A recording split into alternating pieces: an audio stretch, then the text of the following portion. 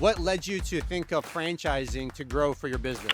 Talk about the benefits of franchising as a franchisor on how you can remain lean as a business to grow. You started about 5 years ago and then now just starting to franchise, right? Yeah. If you could go back, would you tell yourself to start franchising your business sooner than now? What are your thoughts on that? You want to introduce yourself for me, please?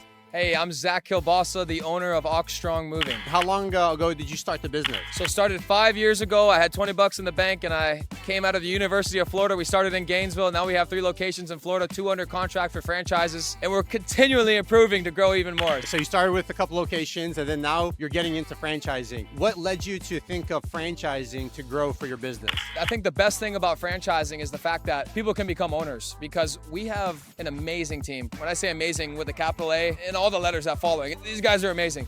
And I was thinking, man, how could we get our team to be even more bought in to make even more money? Because you can't pay somebody always, $1,000 an hour, right? You just can't do that. It doesn't make sense. The unit economics won't break down like that. But when you're an owner, it's limitless. You can make limitless amounts of money because you own equity. And I think the biggest thing that I've always thought is, hey, you need to own equity. That's why I own the company. And I think giving other people the opportunity to do that is a really amazing thing, really special. So through franchising, you're now getting owners to be really your partners in the growth. It's not an employee where you're managing, and you're having that vested interest that really aligns and really catapults the brand forward, right? And that's at the core of this, is that relationship is more on the ownership side than an employee side. And then what about from a capital perspective? So like if you were to go out and want to now grow all this, it would be very capital intensive, right? We'll talk about the benefits of franchising from as a franchisor on how you can remain lean as a business to grow. Yeah, so the coolest thing is not only is it that they can maintain leanness, but they have done this so many times, right? So being a franchisor, we've grown several companies. We understand, hey, you're going to need this much capital. This is being,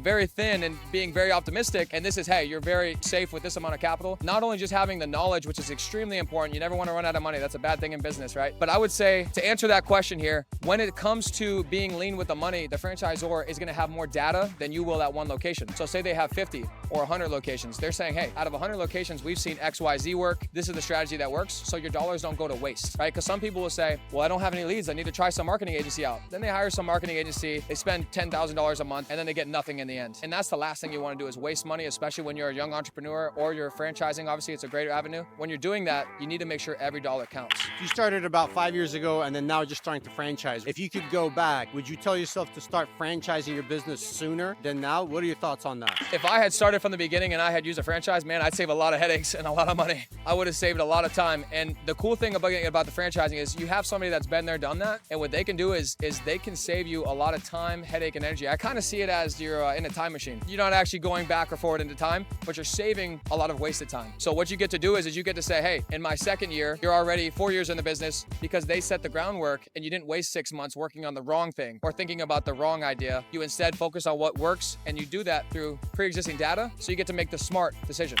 Any business owner out there that's thinking, should I grow by just opening more corporate-owned locations, or should I make my business into a franchise model? What advice would you give them about getting into becoming a franchise system? Obviously, you get less ownership, but what you get to do is you get to give those ownership to amazing people. And what that does is that allows you to scale faster. So you scale faster, you take on less debt, and you take on less risk. And the cool thing about that is as you do that, you get to make a lot of people rich in the process. At least if you're a good franchisor, okay? Make sure you're doing a good job and making them money. But if you do a really good job, you get to make other people rich, and there's nothing more fun than making other people money, at least for myself. Like, I'd rather see my guys be driving the nice cars. I'll drive my bicycle down. It don't matter what I got, but I want to make sure we get other people wealthy first and then focus on ourselves. All right, there you have it. Zack with Ox Strong Moving, emerging franchisor. Congratulations. Thanks for sharing your story with us today. Do you want to franchise your business and take it to a whole new level? Click the link below to schedule a free consultation today.